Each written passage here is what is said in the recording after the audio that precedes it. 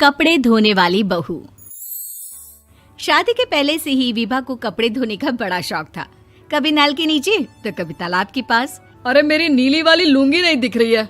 विभा की अम्मा, कहाँ रखी है लुंगी? अरे वो तो विभा ने परसों ही धोकर रखी थी आपकी अलमारी में, देखो वहीं होगी। वो ना मैंने आज धो दी, मुझे लगा कि गंदी हो गई होगी। अरे कैसे गंदी हो गई थी? उसे तो मैंने पहना भी नहीं। हे भगवान, इस लड़की के कपड़े धोने की आदत से परेशान हो गया हूँ मैं। जितना तो घर में राशन नहीं आता, उससे कहीं ज्यादा डिटर्जेंट पाउडर का खर्चा है। इसकी शादी करवा दो, शादी जाए अपने घर में ही करे काम, फिर चाहे घर के कपड़े धोने हो या पूरे गांव के।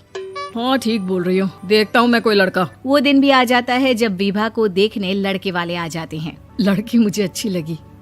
होने वाली सास कहती है, बेटी अगर कुछ पूछना है तो पूछ लो। वैसे तो हमारी लड़की बहुत ही शर्मीली है, जो बोल दो वो मान लेती है, इसे क्या पूछना होगा। अरे कैसी बात कर रही हो माँ, मुझे इन लोगों के घर रहना है, सवाल तो कई है। हाँ हाँ बेटा, पूछ लो ना, क्या पूछना है।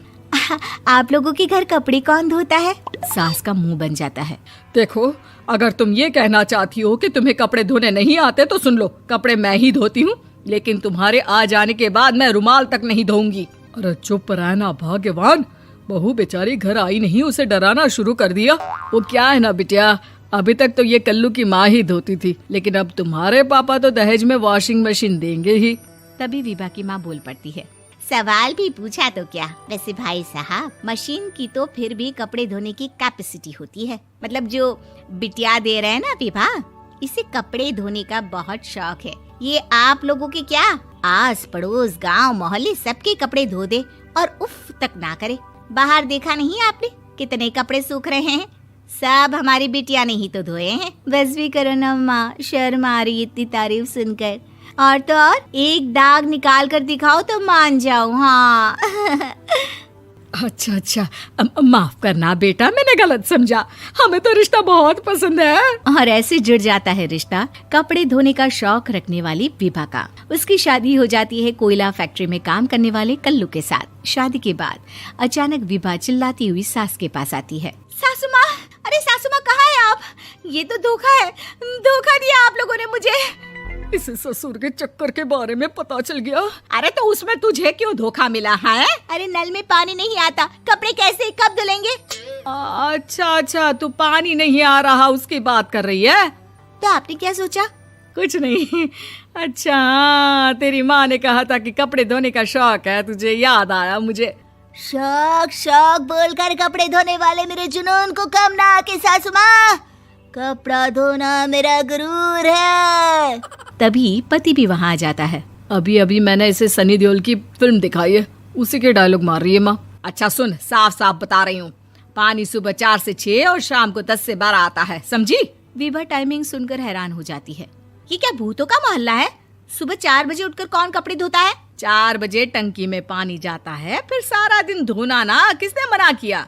अरे कैसी बात कर रही हैं? 200 लीटर की टंकी में कितने कपड़े धो लूंगी मैं? सुबह ही उठ जाऊंगी मैं। अब क्या था, विभा सुबह 4 से लेकर रात के 12 बजे तक कपड़े ही धोती रहती। एक रोज सास पड़ोस से निकलकर कहीं जा रही होती है कि साथ वाली कहती है, हाँ कल्लू की माँ, जरा ये बताओ कि 2 साड़ी है, 2 ब्लाउज और एक पेटीकोट और एक नाड़े वाला लंबा कच्छा। हाँ तो? अरे तो क्या, कितना लोगी धुलाई ये बताओ। धोबन दिख रहे हैं हम क्या? हमारे पति सरकारी नौकरी से अभी रिटायर हुए हैं और बेटा सुपरवाइजर है कोयला फैक्ट्री में। धोबन समझ रखा है हमें? हाय रे कल्लू की अम्मा, माफ कर दो, वो तो मोहल्ले में यही सब बता रहे थे कि तुमने बहू को कपड़ा धुलवाने के काम में लगा दिया है। सास को पड़ोसन की बात सुनकर गुस्सा आ जाता है। वो घर पहुंचती है जहां घर के बाहर ही इतने सारे कपड़े सूख रहे होते हैं जितने कि किसी धोबन के घर पर। अरे ओ कल्लू की दुल्हन, बाहर निकल। माँ जी यहीं आ जाओ, बाथरूम में चादर धो रहे हैं हम। अरे अभी हम धोते हैं, तुमको बाहर निकलो। ये आस पड़ोस वाले बोल रहे हैं कि हम बहू से कपड़े धुलवा कर उसे कपड़ा धोने वाली बना दिए हैं। अरे छोड़ो ना माँ जी, किन लोगों की बातों में आती हो? आस पास के लोगों का तो काम ही होता है कि वो किसी तरह सास बहू को लड़ा दे। बहू सारे घर के कपड़े धोती है, ये क्या कम है? बोलिए। सास को भी लग जाता है कि वो बहू का ये सनकीपन नहीं छुड़वा सकती, इससे अच्छा है कि खुद ही चुप हो जाए।